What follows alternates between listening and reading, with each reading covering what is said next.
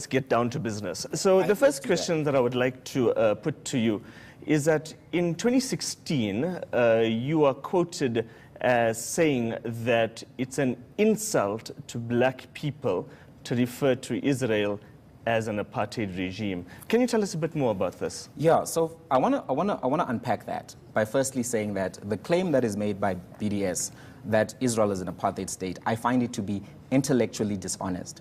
And I find purveying that kind of intellectually dishonesty to a black audience to be insulting, because you are either trying to bastardize the history of apartheid to suit your political narrative, or you are deliberately misleading people. A lot of what the BDS does is actually akin to what AfriForum does. You take half-truths, you weave together a narrative which is untrue and sometimes adopted by politicians like the ANC, but that narrative is untrue. So let me give you an example of what I mean by that. There were 155 laws. About yeah. I'm getting to there, because I think the question? I understand the question. I hope you understand the answer. To black people. Let me answer you, then you can tell me.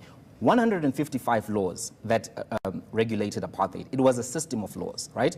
Mixed Marriage Act, Bantu Act, Voter Registration Acts, all of these things to create a diminished citizenship for black people.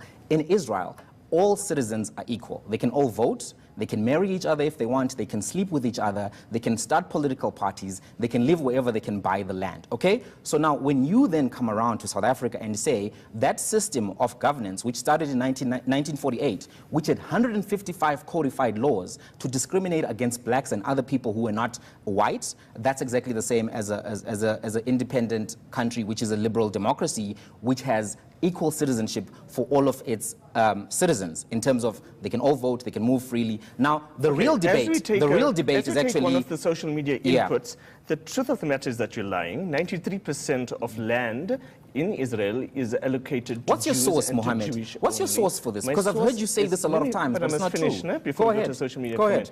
My source is quite simply the Israeli parliament, otherwise known as the Israeli Knesset. But let us take the social media comment and we'll come back to that.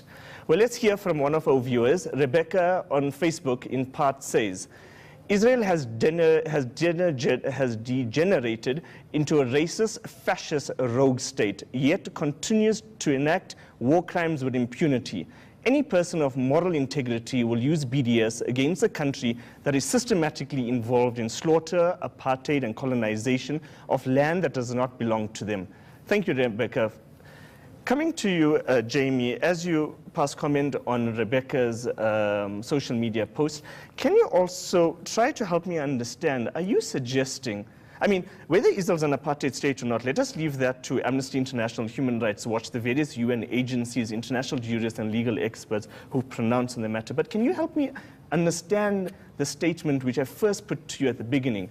And that is that how do you call somebody like Mama Winnie Mandela, Archbishop Desmond Tutu, how do you call former President Kgalema Motlanthe? How do you call our current President Cyril Ramaphosa, who has said that Israel's regime against the Palestinians, in his words, President Ramaphosa, is a replica of what we went through in South Africa? Are you really trying to suggest that Mama Winnie, Cyril Ramaphosa, Kgalema Motlanthe, and the various other icons of our liberation struggle are insulting our history? I mean, who are you to suggest so let me that answer this. they are insulting our history? So I think you actually need some debate coaching from me. So after the show, you should come through, because what you're committing is a fallacy of appealing to the people. You can cite 100 people. It doesn't necessarily mean your argument is correct, right? Just because Cyril Ramaphosa said it doesn't mean it's correct. I've given you analysis showing you that there were 155 laws that implemented the apartheid regime. No, those laws don't. Just explain to me that. I've just done that. You want us to go back and waste time, but I'm happy to do it. If you mischaracterize apartheid to suit your personal ends, what you're actually doing is being intellectually dishonest, misleading. Anybody who tries to get my support through nefarious and underhanded means is actually insulting me. Now, can I go to the guest comment? Let's not trap you. Can I go to do you the guest define comment? apartheid?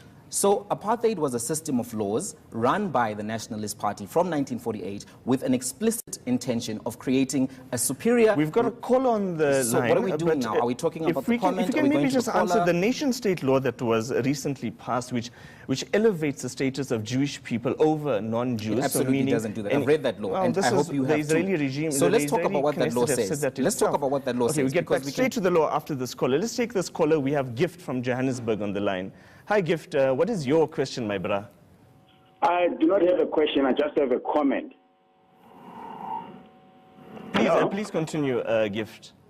Yes, my comment is simple. I recently got invited to join a trip to Israel with Empower SA.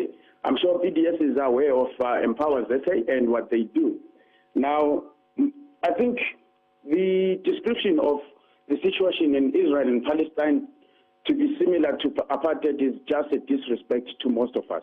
I've been to Palestine, I've been to Israel, and I can tell you this. I felt humiliated and also racially profiled and discriminated by Palestinian people than I was by Jewish people. Jewish people treated us like people. And in Palestine, we never felt like we're anything but slaves. They looked at us as if we're animals. And it's really a shame that everyone that has got a say about this situation only has it from a point of serving a particular point or proving a particular situation, or trying to misinform black people and try to have them sympathize with a particular political agenda. There isn't. I think we get the idea. Let us move to Jamie. So, Jamie, responding to Gift's comments about the treatment of Africans and generally the comment about Israel being an apartheid state, based on the fact that there are various reports on the one hand, and on the other hand, we have, well, in addition to the scenario that I put to you in the initial question, which was that on the one hand we have various reports that have documented how Israel is practicing apartheid, and we have our own icons that have gone and have come back and have said that it's an apartheid regime. So there's many experts who contest that, right? And I've just given you clear analysis that everybody can verify for themselves. And I'd like to invite South Africa to actually go and read the nation state bill. It's a very short act which talks about that, you know, this is the national anthem, these are the colors. All of the rights of all Israeli citizens remain the same.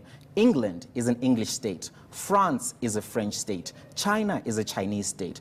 All the nation state bill said is that Israel is a Jewish state. There are so many Islamic states in the Middle East which have an Arab identity. Nobody questions that. The very fact that a country wrote something that the UN already recognizes them as, because when Israel was founded, it was recognized as a state for the Jewish people. So because they put down a piece of paper which said, this is a state for the Jewish people, you are up in arms. I say to you, you're making a mountain out of a molehill. But I want us to go to the conversation which I think is very important. How do we achieve peace and prosperity for both sides? Maybe after the ad break we can have that conversation.